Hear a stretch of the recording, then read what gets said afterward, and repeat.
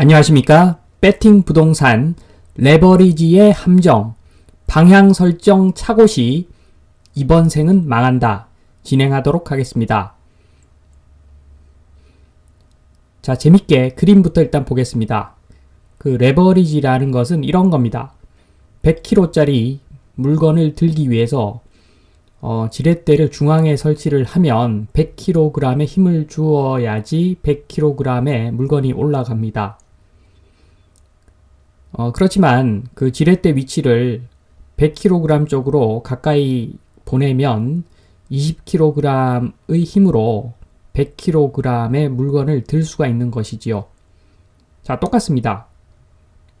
부동산에서 자, 10억짜리 물건을 10억 내 돈 주고 구매를 할 수도 있고 10억짜리 물건을 내 돈 2억에 8억 대출 땡겨서 구매할 수도 있고 자, 이게 레버리지죠. 레버리지. 자, 이 레버리지가 망하는 케이스는 두 가지입니다. 이 레버리지 시스템이 망하는 케이스는 첫 번째는 금리 상승으로 대출 한도가 축소되는 케이스인데 지렛대의 위치가 중심적으로 좀 이동한다고 보면 되겠습니다. 그러면 2억으로 저 10억짜리를 못 들죠. 못 드니까 균형이 무너지면서 시스템이 붕괴되고 투자자는 망하는 거죠. 자, 또 다른 케이스는 지금 10억짜리가 5억이 되어 버리는 겁니다. 자, 5억이 되니까 이게 공처럼 튀어 올라 버리죠. 자, 이것도 시스템 붕괴입니다. 자, 이렇게 해서 시스템이 붕괴가 돼서 마찬가지로 투자자가 망하는 그런 그림입니다. 자, 이제 그 워밍업이 끝났으니까 이제 본격적으로 숫자를 가지고 한번 계산 한번 해보겠습니다. 자, 수익형 부동산 레버리지 효과 보겠습니다. 수익형 부동산.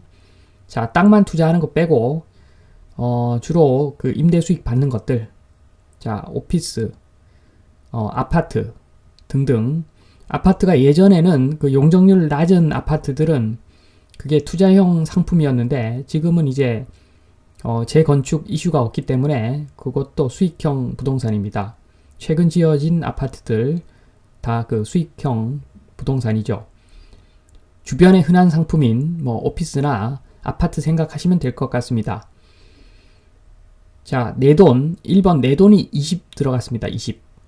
그 다음에 대출이 80 들어갔습니다. 금리는 2%이고 그래서 총 투입은 100원이 들어갔습니다. 100이 들어가서 월세를 합한 그 연 수입이 5가 나옵니다. 5. 자, 이 경우에 대출 없이 100% 내 돈 다 투입했을 경우에는 간단하게 수익률이 5%가 나오죠. 5%. 그런데 대출을 받고 투자할 경우에는 수익률 계산이 좀 다르게 계산됩니다. 자, 수익은 5 그대로죠. 5 그대로인데 대출 이자는 줘야 되니까 그 이자 2%에 대한 대출 80에 대한 2% 이자 계산한 걸 빼주고 그것을 내 돈, 내가 투입한 금액인 20으로 나눠주면 17%가 나옵니다. 17%. 자, 이렇게 금리가 낮고 수익률이 좋을 때는 대출 받아서 투자하면 5%가 17%가 될 수 있지요. 자, 반면에 그 수익형 부동산 마이너스 레버리지 효과도 있습니다.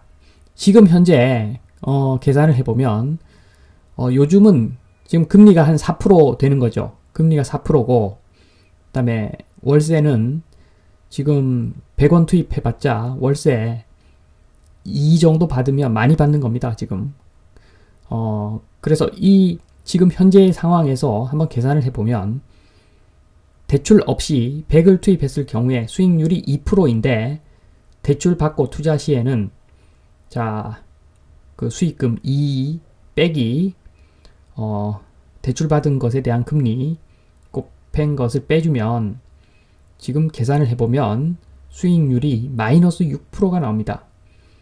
자, 수익형 부동산 지금 높은 금리로 대출 받아서 낮은 수익 거두면 당연히 뭐 적자겠죠. 적자. 손해나는 그런 레버리지도 있다. 자, 그렇게 보시면 됩니다. 사실은 그 수익만 보면 최근 상황이 이렇습니다. 임대 수익만 바라보고 투자를 하면 지금 마이너스 나죠. 자, 그러면 요즘 왜 그 사람들 레버리지 땡겨서 투자를 했는가? 자, 이런 겁니다. 3번, 땅 투자 시 레버리지 효과. 이게 최근 몇 년간 있었던 일이죠. 내 돈 20을 들이고 대출 80 땡기고 금리 4%, 총 투입이 100원, 100원짜리 샀다는 거죠. 100원짜리 샀는데 1년에 한 20% 정도 상승해 버리니까 100원짜리가 1년 지나니까 120원이 된 거죠. 자, 20% 상승. 그래서 대출 없이 투자를 하더라도 수익률이 20%인데 대출 받고 투자를 하니까 계산을 해보면 이게 무려 84%가 나오는 겁니다. 84%. 엄청나죠.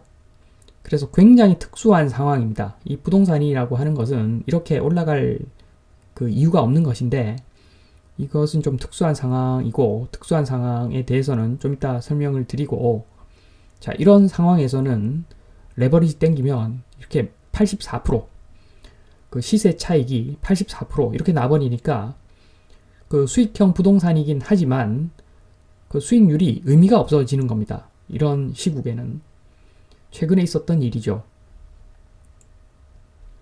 자, 4번 땅 투자 시 마이너스 레버리지 효과.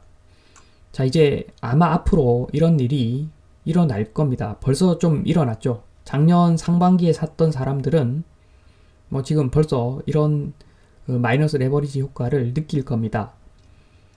자, 그러니까 다 똑같고 100원짜리가 80원이 된 겁니다. 1년간 하락을 20원 정도 하락한 경우를 보겠습니다. 실제로 이런 사례도 있죠. 상투 잡은 사람들 지금 마이너스 20% 났죠. 벌써. 자, 한번 보면 자, 대출 없이 100% 내 돈 주고 투입을 하면 그 아파트를 사면 그냥 100원짜리가 80원 됐으니까 수익률이 마이너스 20%입니다. 자, 대출이 없다면 그냥 버티면 됩니다. 그리고 내가 실거주라면 장기적으로 아주 장기적으로 내가 거주할 집이면 아무 상관이 없습니다. 자, 그런데 대출 받고 만약에 투자를 한 경우라면 그 수익률이 계산을 해보면 마이너스 116%가 나옵니다. 자, 20원만 내 돈 주고 그 투자를 한 사람은 벌써 깡통 찼다는 이야기죠. 깡통. 이 깡통은 참 부동산에서는 웬만하면 잘 찰 수가 없는데 만약에 대출 한도를 엄청나게 그 한도를 늘려줬다면 충분히 깡통 찰 수가 있죠. 이게 몇 배입니까? 20에 100이니까 5배지 않습니까? 그래서 부동산은 이런 식으로 레버리지 과하게 땡기면 사실은 안 되는 거죠. 자, 주식에서 뭐 2배짜리 ETF 뭐 그 정도인데 미국 주식 하면 3배짜리 ETF도 많지만 그런 ETF 투자를 해본 사람은 알 겁니다.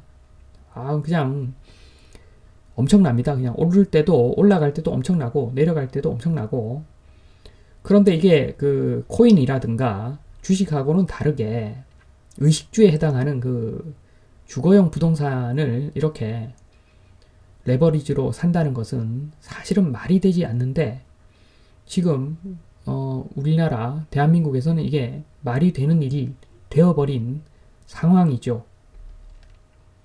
자, 이런 겁니다. 그 파란색 선을 보면 자, 부동산이라고 하는 것은 이게 부동산이 어떤 신공법 개발, 신기술 개발, 그 다음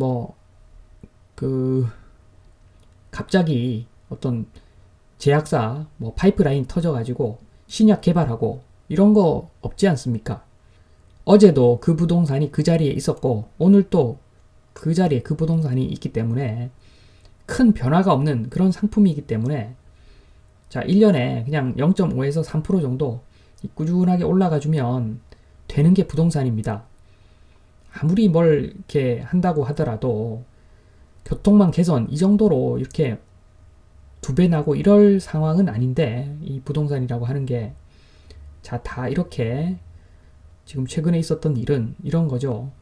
파란색 선을 따라서 조금씩 등락하면서 우상향 하다가 이제 이건 부패죠, 부패. 이거는 지도층이 부패한 겁니다, 한마디로. 그래서 지금 1번 같이 레버리지 승 상황을 만들었고, 자, 그리고 이제 이 레버리지 폭망 상황이 지금 다가오고 있죠. 자, 저도 그 2번 레버리지 폭망 상황이 없었으면 좋겠으나 어느 정도는 있을 겁니다. 이게 없다면 이게 생태계가, 이 부동산 생태계가 유지가 되지를 않습니다. 파란 선을 따라가야 되기 때문에 어차피 자, 1번이 있으면 2번이 있다는 거죠. 항상 그래왔고. 자, 이런 걸 다 알면서 지금 이런 그 시장을 만든 그 사람들 천벌받아 마땅합니다. 제가 봤을 때. 자, 1번 레버리지 승. 이것만 있다면 해도 되죠. 이런 거 해도 됩니다. 당연히 해도 되는데, 자, 2번 레버리지 폭망. 이게 뻔히 눈에 보이는데 2번 레버리지 폭망하면 결국에는 그 자산 시장에 그 투자를 잘 안 해본 사람들이 저 노란 점, 저 위쪽에서 사가지고 완전 개망하는 사람들은 그 초서민들이 다 개망할 건데, 자, 이런 걸 뻔히 알면서 이런 시장을 만들었다는 것 자체는 정말로 이거는 악마가 그냥 따로 없는 겁니다. 제가 봤을 때는. 자, 5번 부동산 특징과 급등락의 원인. 자, 1번 폭등할 이유가 없다. 자, 공급 이야기를 많이 하는데 공급은 5년에서 10년을 봐야 합니다. 자, 50년 된 아파트 지금 영끌 투자 하면서 뭐라고 그래? 몸테크라 그러죠. 몸테크. 자, 50년 된 아파트에서 사는 사람도 있지 않습니까? 다 그게 돈이 되기 때문에 그렇게 하는 거지. 그 공급 1, 2년 그 아무 문제도 아닙니다. 공급은 최소한 5에서 10년을 봐야 됩니다. 자, 그래서 폭등할 이유가 없는데 특히나 그 주식과 같이 회사처럼 신약, 신기술 뭐 이런 거 없지 않습니까? 이런 거 있으면 뭐 10배가 뛰든 100배가 뛰든 10,000배가 뛰든 다 이유가 있는 것이겠지만 부동산은 그 폭등할 이유가 사실은 없습니다. 자, 2번 선물, 옵션, 공매도 등 마이너스 방향 투자, 이런 것들이 부동산에서는 거의 불가능하죠. 선물, 옵션, 공매도 다 마이너스 방향 투자가 가능한 그런 상품들 아니겠습니까? 그래서 주식시장이 과도하게 상승되는 것을 막아주는데, 자, 이런 장치가 없으니까 부동산은 그냥 까놓고 이야기해서 정부가 도와주면 장난치기가 너무 좋은 상품입니다. 자, 제가 합리적 의심 한번 해보겠습니다. 자, 앞에서 정부가 도와주면 이게 실수로 도와주든 짜고 치고 도와주든 제가 그 선택은 하지 않았지만 제가 합리적 의심을 하면, 자, 외국인 차명으로 국내 부동산 살 수도 있지 않겠는가? 그럼 1가구 1주택 무의미해집니다. 자, 이거 지금까지도 안 잡고 있습니다. 외국인에 대한 것, 차명에 대한 거래 너무 그 어설프게 관리하고 있지 않습니까? 그러니까 당연히 합리적 의심을 할 수밖에 없는 상황 같습니다. 지금 보면 그 최근에 보면 전문가라는 사람들이 투자를 할 때 이런 거 다 알 겁니다. 레버리지가 있으면 반대로 레버리지로 망하는 경우도 있다는 걸 아는데, 그 수많은 사람들이 그 취득세 중과가 배제되는 1억짜리, 1억 안 되는 그 아파트들 마구마구 사가지고 수익을 많이들 봤었죠. 자, 이것은 이 사람들은 사실 전문가가 아니거나 아니면 정부로부터 오더 받았다. 저는 뭐 이렇게밖에 해석이 안 됩니다, 사실. 이 투자라고 하는 것은 결국에는 좀 더 잘 살기 위함인데, 투자하다가 망하면 뭐 한강 가고, 이거는 투자가 아니죠. 특히나 부동산은 그런 식으로 투자를 하는 게 아닙니다. 뭐 재산의 일부로 코인이라든가 주식에서 뭐 옵션 거래할 수 있습니다. 옵션 뭐 몇백만 원 투자해 놓고 그게 몇 억이 될 수도 있으니까 뭐 투자할 수도 있다고 봅니다. 그렇지만 이 부동산은 그 투입비가 많기 때문에 부동산을 이런 식으로 옵션 선물 거래하듯이 하는 것은 제가 보기에는 진짜 아마추어인데, 아니면 정보가 엄청나든가 둘 중에 하나인데 저는 왜 계속 의심이 드는지 모르겠습니다. 자, 제가 말씀드리고자 하는 것은 요 그래프입니다. 자, 파란색 따라서 안정적으로 이렇게 가격이 유지되는 것이 이게 맞는 거지. 이렇게 가야지 정말로 크게 망하는 사람도 안 생기고 그리고 인구 절벽 같은 그런 문제도 안 발생하고 자, 이게 맞는 건데 지금 1번 레버리지 승 발생한 것까지는 좋은데 2번 레버리지 폭망 사태 뻔히 보이니까 이거 얼마나 사회를 불안정하게 만들고 수많은 문제를 야기시키는 그런 나쁜 행동 아니겠습니까? 자, 제발 향후에는 이런 일 꾸미지 말고 이런 일 만들지 말고 뭐 꾸미지 않을 수도 있고 만들지 않을 수도 있고 좀 제발 이러지 말았으면 좋겠다는 바람을 말씀을 드리면서 이만 마치겠습니다. 감사합니다.